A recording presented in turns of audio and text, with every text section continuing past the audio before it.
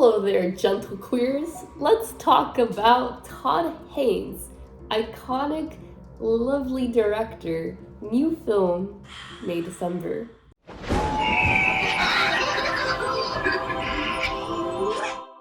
Which is making its rounds all over social media, of course, because it's on Netflix, right, guys? Because you guys couldn't be bothered to watch a film that's not on freaking Netflix, is that right?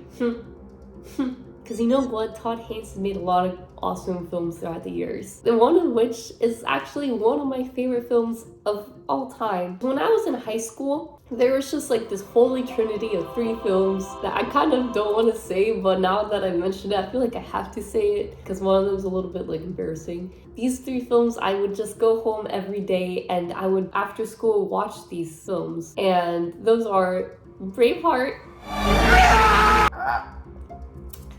and Anna Karenina, directed by Joe Wright, and Velvet Goldmine, directed by Todd Haynes. I stand by Velvet Goldmine. It's this chaotic, colorful, full of life, unlike any other film I've ever seen, truthfully. It takes place in the glitter rock era of Britain, and it stars my husband, Ewan McGregor, and Christian Bale, who is not my husband, but he's still in the film, and that other guy, and they're all really good. Truly one of the most formative films I've ever seen, and I love it with all its flaws, and I think a lot of people maybe might critique it, saying that it's convoluted or too confusing, but you know what? I say those people are stinky poo-poo babies, okay? That's all you are.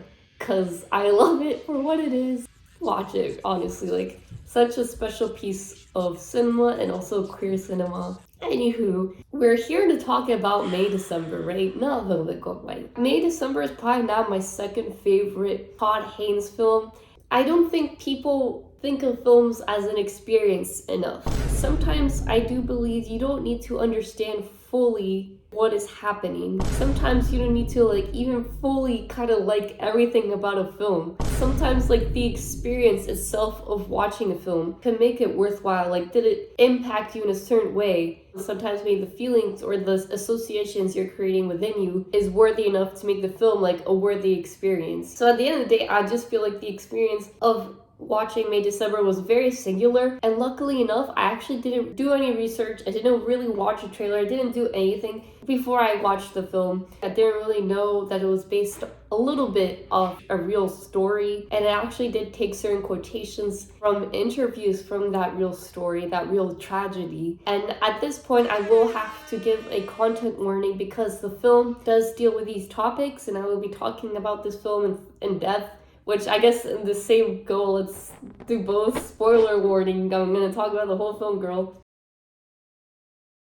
And I think if you do kind of know the story going in, you might just be comparing like reality to the film, which is a lot of times what a biopic really forces you to do. And May December is not a biopic. Thank God it's not, because I'm sick of those man. Instead, May December is just so interesting. In this age where everything has to be an adaptation or a biopic, or in this age of like people just watching true crime so much, it's almost like aware of the climate of film right now and like what is being made, and it kind of just really subverts that into a way that I guess you could call it satirical. And even now that I'm looking at it, it's categorized as a romance and a comedy, and I'm like, wow. That's really interesting, because that is not at all my experience watching the film. And if people are offended by that, at the end of the day, I think that's valid. Why the heck is this categorized as a romance, girl?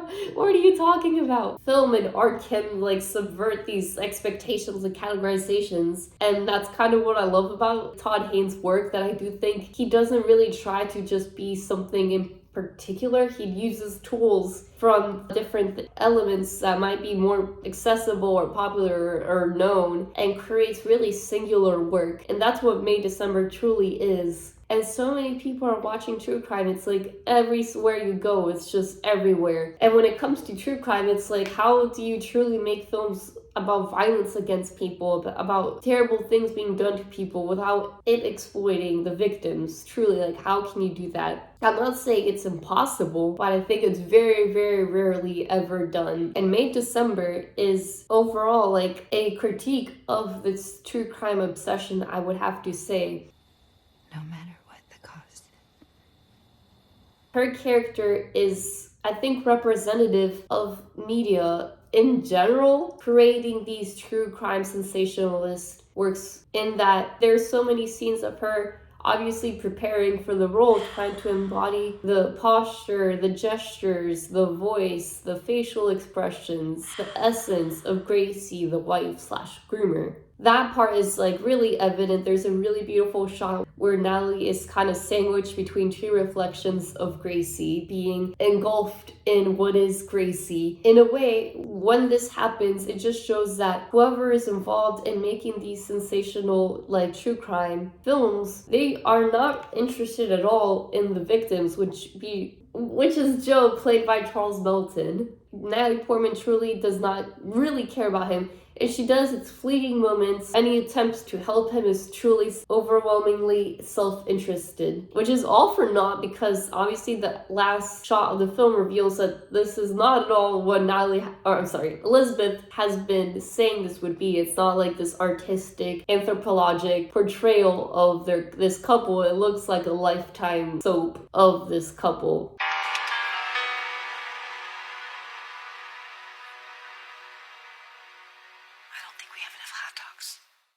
I guess Todd Haynes is sick of people talking about the hot dog scene, which it was like such a like funny moment, of course. And the reason why I think everyone's talking about it because it's not something you regularly see, especially in this day of age of film. I feel like so many films, I'm sorry, are playing it safe and they're aiming for realism and they're aiming for something that's relatable and something that's believable. And May December, I don't really think is trying to like do essentially those things specifically. Like they're trying to bring attention to the fact that you're watching a film. And that is really important to this film as a critique of true crime, okay? One thing that she references, excuse you, thank you. The hot dog scene is jarring because there's obviously this music that is so seemingly out of this world. That's definitely the intention of May December. And the last time I've seen this sort of technique or tool used would be in A Woman is a Woman by Jean-Luc Godard.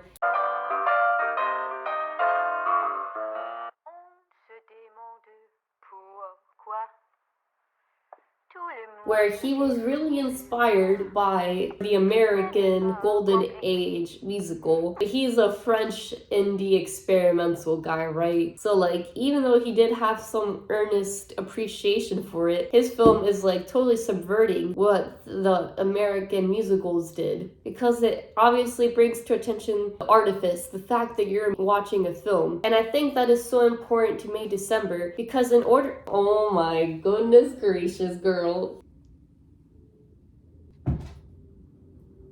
It's important because this is a critique of true crime. This genre that wants to pretend that it's kind of doing something other than being exploitive. It is, in its essence, exploitive, but it really wants to like pretend or say like, no, actually we're not that. And like I mentioned before, I'm not saying that it's impossible, but I say it's very rare for true crime to not be exploitive of the victims of these stories. As Joe mentions, this is not just a story, this is his life. And in moments throughout the film where there is a zoom out, which zoom is a very interesting way to also show the artifice to the audience. Not every time is there a zoom in film or is the audience aware of it. But I do think in this modern day and age, zoom is a little bit like more regulated or used in a different way. It's not in the way, let's say, like The Graduate, when like that sort of zoom lens came out, like they were zooming everywhere, you know. But I feel like people do need to recognize the film in itself is made of tools in the same way that, let's say, like, sorry to be that guy, but the way a painting is made, girl. Think about like when you see a painting, how certain painters will use certain brushstrokes that are indiscernible. It's just photorealistic, and you're like, wow,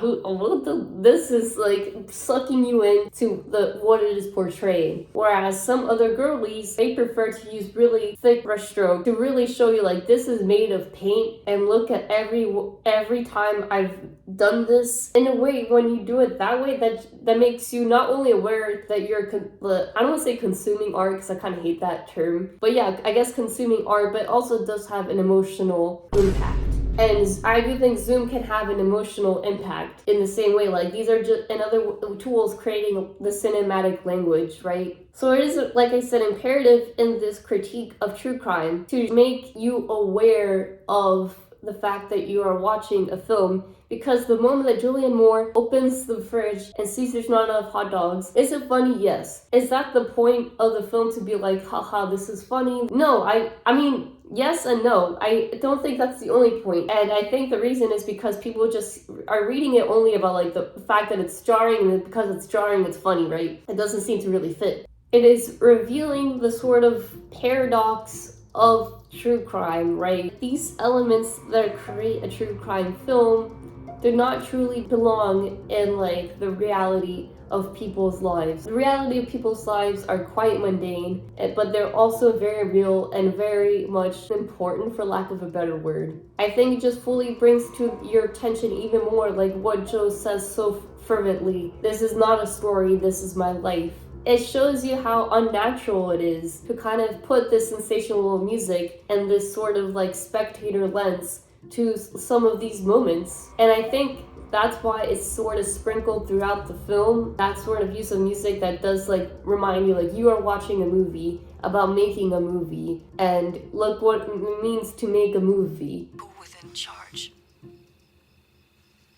within charge? I found that Gracie sort of profusely crying in moments such as when her cake order is canceled, and she doesn't care about the fact that the lady, child, or sister is sick, and that's why she can't order cake. She doesn't care. She cares about the time she wasted. This character that is in so much denial of their own actions and trying to keep themselves busy and not really confronting anything and living with a sort of lie in their head, that sort of repression and denial, I think, does come out in perhaps the most mundane of moments, when their cake order is canceled, right? When something doesn't go the way they wanted it to, they can't handle it because they're always trying to go with this perfect ideals that don't exist. And every time you have to realize these ideals don't exist, that maybe means like, oh, did I do something truly terrible? Is this ideal of my relationship with Joe also not like truthful, not real, does not exist? So I feel like that just shows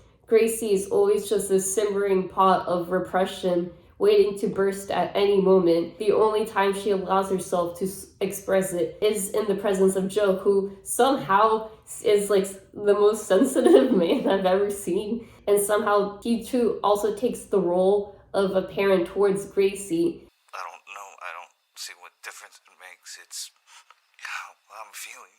Charles Melton truly gives one of the most moving performances. I genuinely think it's some of the best acting I've seen in so long, and that is definitely pertaining to my own taste of what I consider great acting, or what I love to see. And what I find really brave about actors, and particularly Charles's portrayal of Joe, is vulnerability. One of the core scenes is the conversation where he finally tries to have a conversation with Gracie about what happened, and kind of for the first time, if ever, confront what happened. And of course, Gracie doesn't let him, and she repeats, Who within charge? Who within charge? which is a tool that groomers will use by putting somehow the blame and the agency into the children, who at the end of the day cannot give consent because they don't know what is going on. And eerily enough, I found out later that line is taken out from an interview from what this story is based off of. You. Who was the boss? Who was the boss? Which is just so eerie. Charles's portrayal of Joe, the way his voice shakes, and the way he is punched over, and the way that he just is genuinely confused at the selfishness of Elizabeth and Gracie. It's just so heartbreaking and so honest. He's just trying his best, and it's clear this is the first time in the way that his voice is breaking that he's ever like truly confronting and speaking out. This is not something he's used to doing. Charles Melton definitely blew me away, and I think, in my opinion, I think he actually even blew like icons Natalie Portman and Julianne Moore out of the water. Well, not that it needs to be a competition that way, but that's just to the extent that I really was taken by this performance. When I found out, reading a bit about the true story, is that the groomer, the real one, she died with him by his side and their children, and kind of like, in a way, she never really had to acknowledge that she did something wrong. So we never know in reality exactly like where that true victim's head went and its conclusion. But at least with May December, we can watch someone on screen realize perhaps their agency for the first time, perhaps their value for the first time. You know, we don't really see it, I guess, fledged out, but we see him turn on that light switch and realize this is something that happens to me, and that's the first step. And such an important like thing to portray, I think. So that is why I'm just enamored by this film. And I'm really, in a way, like, just because I love film, like, I'm grateful that a film like this has been made that is this intentional, this thought-provoking, this singular, this original, and that people are now watching it on Netflix and talking about it. So I guess if you would like to discuss further, leave comments below. If you want to recommend any other films for me to talk about, that would be great.